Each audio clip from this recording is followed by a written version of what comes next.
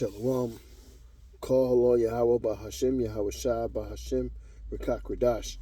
Shalom and salutations and double honors to the men of Great Millstone, who I learned this 100% true from.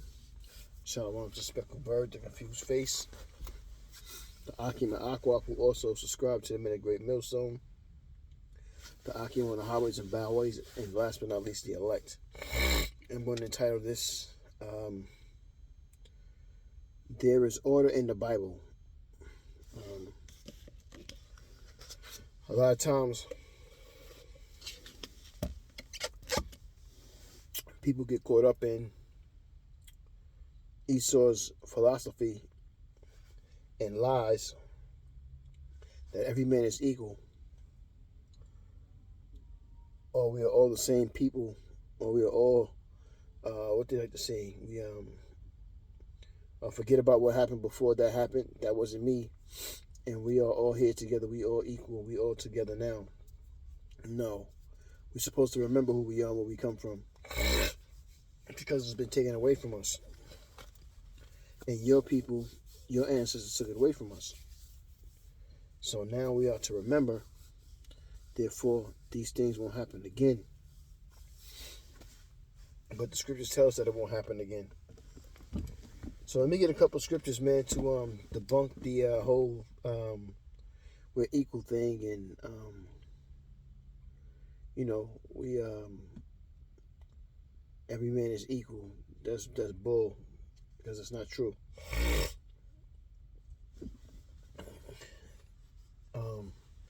As the scriptures say, let the Lord will be done in heaven as it is. Let the Lord's will be done on heaven and on earth as it is in heaven, and it will be. When Yahweh Shai comes back, he's going to restore things back in the rightful order it's supposed to be, because Esau has had years and years and centuries, decades and centuries of flipping things around and bending the narrative, moving the goalposts, and lying to us, deceiving us, and tricking us, and putting us in a submission, and also making us fear him and what he can do to us. Therefore, we don't know exactly who the Lord is, who the Lord is. And as the scriptures say, precept was taught by man.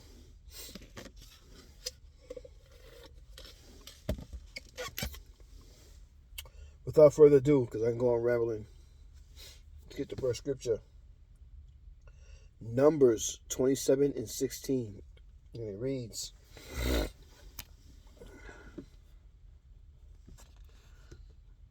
let the Lord, the power of the spirits of all flesh, set a man over the congregation. So, just like I say, all praises to, like I like to say, shalom and salutations to the men of Great Millstone.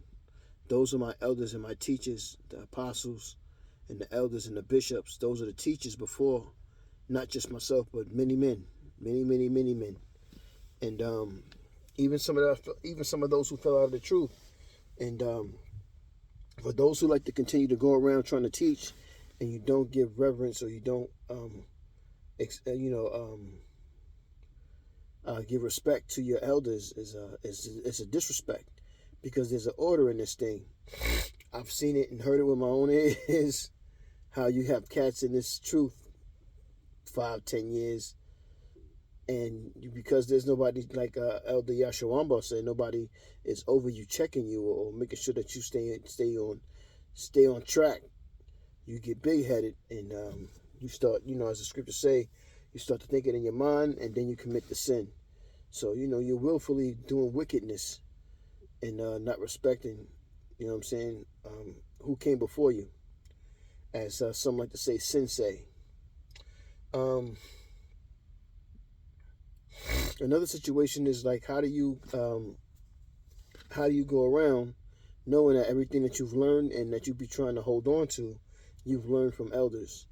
So it's the same situation where the New Testament dudes, they, the Old Testament, the Old Testament dudes, it makes me, every time I think about an Old Testament dude, it makes me think about when they let that be known that they just Old Testament cats, and why do they have to go through Yahweh Shai? Well, for number one, the book Yahweh Shai says he's in the volume of the book, and then he also says, roughly paraphrasing that, you have to go through him to get to the Father. So when I hear these new cats or these Old Testament cats saying that you got to go to the Father, and they don't really want to reverence or give Yahweh Shai his glory, it makes me think about Pharisees. It makes me think about, and a lot of these cats are older. It's not that I have seen, like young cats who are into that like that. You know what I'm saying?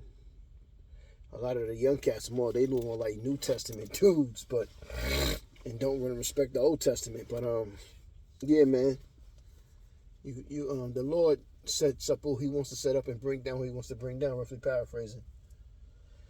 Deuteronomy 1:15. So I took the chef, Salakia. I took the chief of your tribes, wise men, and known, and made them heads over your captains over thousands, and captains over hundreds, and captains over fifties, and captains over tens, and officers among your tribes. So there's an order. There's an order on how things go.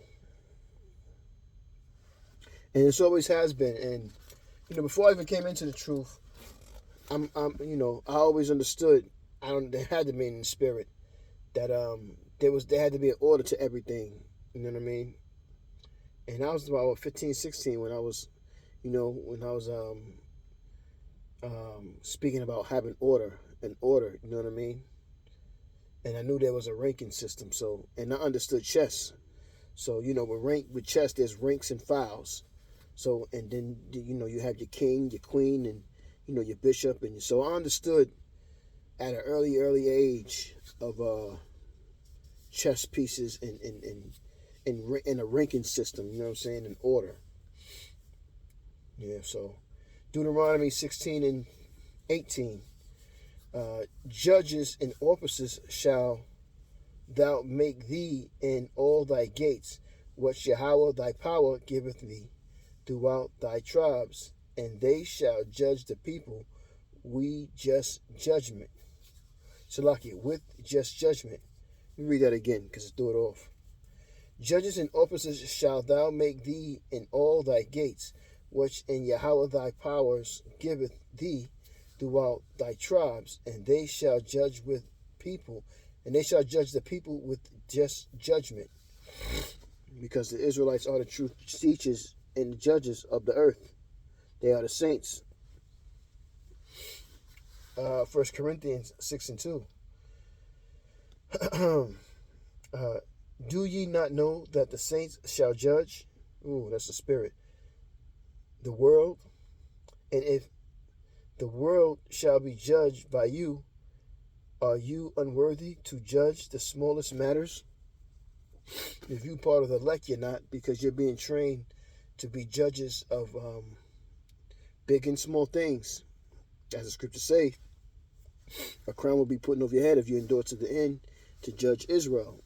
And not just judging Israel, but you'll also be judging the other Gentile nations as well. Because in the new kingdom, in the new heaven, they don't have to follow their laws, statutes, and commandments.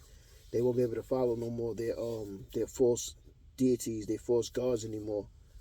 Because everybody's going to know who the true power is, which is Yahweh, Yahweh Shai. What I got there? Isaiah 1 and 26. And I will restore thy judges as at the first, and thy counselors as at the beginning. Afterward, thou shalt be called the city of righteousness, the faithful city. That's right. Yahweh Shai is going to come back, and he's going to put his men, he's going to put his elect in their rightful positions, and they're going to judge accordingly in a righteous way. So all of those things that was done to us, it's going to be done to the people who've done it to us, which are all the other Gentile nations. It's just that it's going to be in a righteous way. Things will be ruled in righteousness. Won't be no more destruction. Won't be no more war. Won't be no more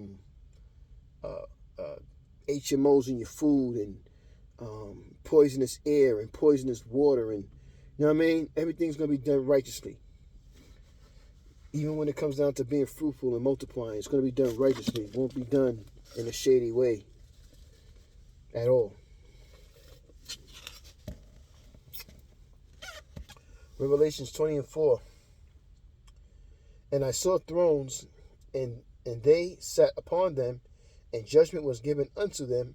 And I saw the souls of them that were beheaded for the witness of Yahushua and for the word of the Most High, and which had not worshipped the beast, neither his image, neither had received his mark upon their foreheads or in their hands, and they lived and reigned with Hamashiach 1,000 years. That is a beautiful scripture. That can be the last scripture. That might be one of my favorite scriptures right now.